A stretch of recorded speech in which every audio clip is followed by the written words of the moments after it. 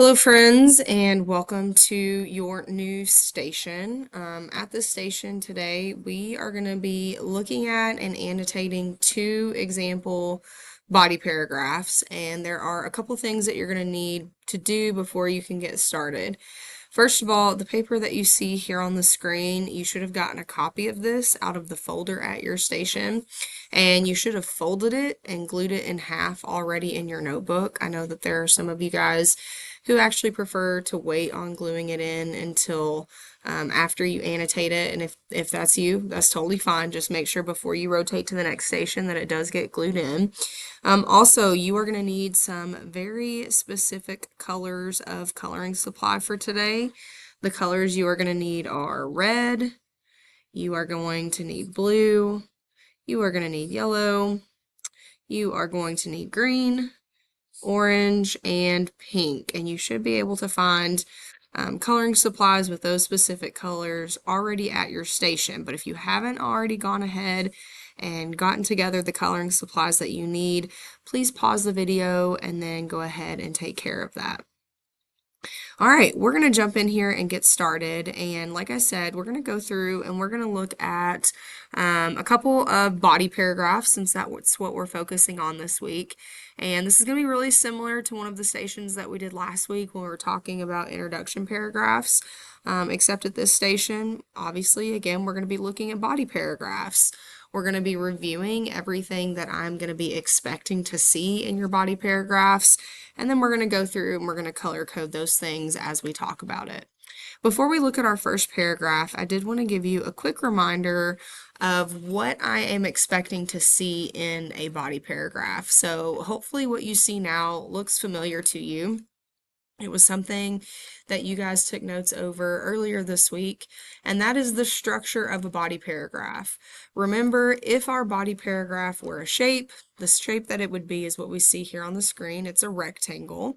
And these are the elements that we would want to see in our body paragraphs. First, our body paragraphs are going to start with a transition word. We want to start our body paragraphs with our standard device transitions, and those are going to be words like first, or second, or next, or finally, and then we move into our topic sentence. We're going to talk about topic sentences here in just a second, and we also have a station about topic sentences that you may or may not have already gone to. But remember, the job of the topic sentence is to tell what the rest of the paragraph is going to be about. And we get the ideas for our topic sentences straight from our thesis statements, which is something that we talked about last week. After you use your transition and your topic sentence, the rest of the paragraph is set up just like an ABE, which we've been talking about quite a bit this year. So you start with a piece of evidence. Remember our abbreviation for that, we call that our E1. So E1 is our evidence, and that's going to come from the text. Remember, evidence cannot come from our brain. It has to come from whatever resource we're given. And then after our E1, we have an E2, which is an explanation. And anytime we're writing E2s, we want them to be at least 2 sentences. Remember, our E1s, the evidence comes from the text, and the E2s come from our brain. After our E2, we have an internal transition. That might be a word like additionally or furthermore. And the job of that internal transition is to help our audience move from our first E1 and E2 to our second E1 and E2, because right after that internal transition, we're going to give our second piece of evidence, which is where we're going to go back to the text and find another quote that supports our topic sentence. We're going to follow that with an E2, at least 2 sentences explaining our evidence, and then we end our body paragraphs with a concluding statement. Now let's take a look at the papers that you glued into your language arts notebook. I actually want to start by looking at the thesis statement that's at the top of the first one. And the reason that we're talking about thesis statements is because, remember, like I just said, the ideas for your body paragraphs come straight from your thesis. So our thesis statement for this body paragraph says, video games are actually very beneficial for young people because they help improve focus, and they create engaging learning opportunities. Remember when we talked about thesis statements last week, we said when we are writing thesis statements, we're going to state our opinion. So this person's opinion is that video games are beneficial for young people.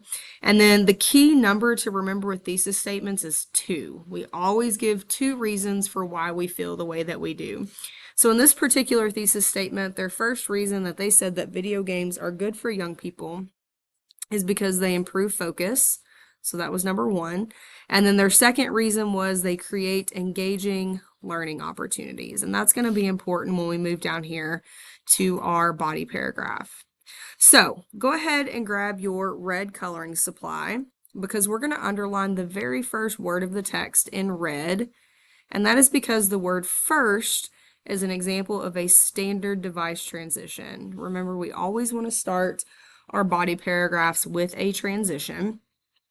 And so this actually gives me a lot of information. It tells me that this is the first body paragraph, which means that this paragraph is going to be about the first idea in the thesis statement that we just looked at. So it says, first, video games are beneficial for young people because they help to improve focus. If I go back up here to the topic sentence, the very first reason I gave in my thesis was that video games are very beneficial because they help improve focus, right? So remember that your topic sentence comes straight from your thesis statement. Our key tells us that we're going to underline this topic sentence in blue. And remember, the job of the topic sentence is to tell what the rest of the paragraph is going to be about. So if I state here that video games help improve focus, that means that the rest of my paragraph needs to support that. The evidence that I provide needs to show how video games improve focus. My explanations need to show how video games improve focus. That's the focus of this paragraph. Go ahead and grab your E1 color. That's going to be yellow. I'm going to cite some evidence from the text to again support that video games improve focus. I have a good sentence starter. The passage states. I have quotation marks to show that this is not something I said. This came from the passage because remember, E1 evidence comes from the text. And I've said a good video game is challenging, entertaining, and complicated. It usually takes 50 to 60 hours of intense concentration to finish one. And then I have my closing quotation marks to show that I am done citing evidence from the text. The next color that you're going to need is green because anytime you have an E1, it should always be followed by an E2, which is an explanation. So this is where I'm going to explain in my own words how this piece of evidence proves that video games can help improve focus. So here's what it says. When students are playing video games, they aren't just sitting mindlessly in front of a screen. They are problem solving, working with others, and learning. They must avoid distractions so that they can accomplish their mission, and in doing so, they are training their brains to focus. Remember, that's the key word that I'm trying to prove up here, to focus better. I want you guys to notice, we talked about this when we went over the ABE writing strategy several weeks ago. If you look at how long my E1 is versus how long my E2 is, my E2 is longer, okay? It should be at least 2 sentences, but this one is actually 3 sentences, and that is okay. This is where you get to dive in and give all of the information to support your topic sentence. The next color that you're going to need is orange because we're using that as our internal transition color. And I've used the word furthermore as my internal transition. Remember, the job of the internal transition is to help your audience move from this first E1 and E2 to your second E1 and E2. My second E1 has a good sentence starter. It says the text also explains that studies show video games may be helpful for people with ADHD. Okay, and then now I'm going to follow that up with an E2, which I'm going to color code in green. Video games are interactive and engaging, so young people who can't focus in school can spend hour after hour playing games. Not only could this help students advance in the game, but in their academic life as well. And then we've got one more sentence of our E2 here. With a better education, students are ensuring a better future for themselves. And then last but not least, in pink, we have our concluding sentence. Remember, the job of the concluding sentence is to just wrap up your paragraph. Clearly, video games are much more beneficial than some want to admit. So to recap, we started with a transition word and a topic sentence. We have an E1 and an E2, an internal transition with another E1 and E2, and then a concluding sentence. Now let's take a look at the second body paragraph just to give you another example. I like to create a key for myself from the start. So I've got red for my standard device transition. I've got blue for my topic sentence.